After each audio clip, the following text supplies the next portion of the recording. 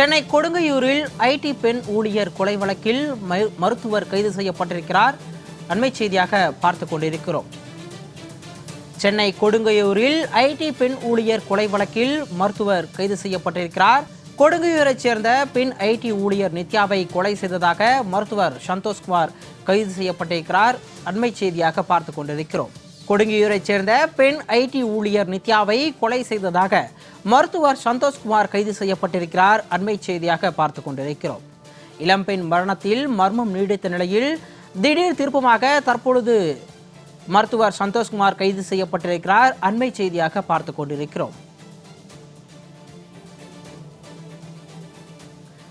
கொடுங்கையூரில் இளம் பெண் ஐடி ஊழியர் கொலை செய்யப்பட்ட வழக்கில் மர்மம் நீடித்து வந்த நிலையில் தற்பொழுது மருத்துவர் சந்தோஷ்குமார் கைது செய்யப்பட்டிருக்கிறார்.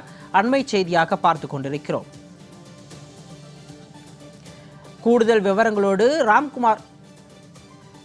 விவரங்களோடு செய்தியாளர் ராம்குமார் இணைப்பில் இருக்கிறார். அவரிடம் விவரங்களை கேட்டு பெறலாம்.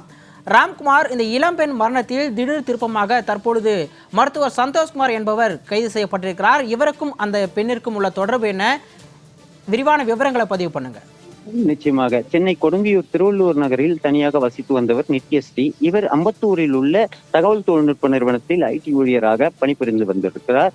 இவர் நேற்று மர்மமான முறையில் இருந்தார். அவரது உடலை மீட்டு கொடுங்கையூர் போலீசார் விசாரணை மேற்கொண்டு வந்தனர். மர்ம மரணம் என வழக்கு பதிவு செய்த நிலையில் அவர் மரணம் குறித்து விசாரணை செய்து வந்ததில் பல்வேறு திடுக்கிடும் தகவல் வெளியாகி இருக்கிறது. நித்யஸ்ரீ கடந்த 2 மாதமாக தான் கொடுங்கையூரில் வசித்து வந்திருக்கிறார். ஏற்கனவே அம்பத்தூர் அருகே உள்ள பாடியில் இருந்திருக்கிறார். அப்போது சந்தோஷ்குமார் என்ற மருத்துவர் அவருக்கு அறிமுகமாகி அவரும் நித்யஸ்ரீயும் லிவிங் டுகெதரில் கடந்த 2 ஆண்டுகளாக இருந்து வருகின்றனர். இந்த நிலையில்தான் அவருடன் மோதல் போக்கு இருந்து வந்ததால் அவரை விட்டு பிரிந்து வந்த நித்யஸ்ரீ சென்னை கொடுங்கையூரில் குடியேறி பாலமுருகன் என்பவருடன் லிவிங் டுகெதரில் இருந்திருக்கிறார். இதனால் ஆத்திரமடைந்த சந்தோஷ்குமார் கடந்த 2 மாதங்களாகவே நித்யஸ்ரீக்கு தொலைபேசி மூலம் தொடர்பு கொண்டிருக்கிறார்.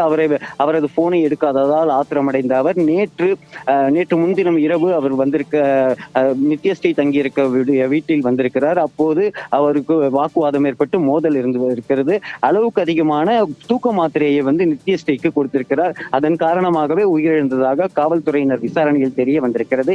இதன் காரணமாக மருத்துவர் சந்தோஷ்குமார் மற்றும் அவருடைய உதவியாளராக இருக்கக்கூடிய முஜிபீர் பாஷா என்ற 2 பேரை கைது செய்து விசாரணை மேற்கொண்டு வருகிறார்கள்.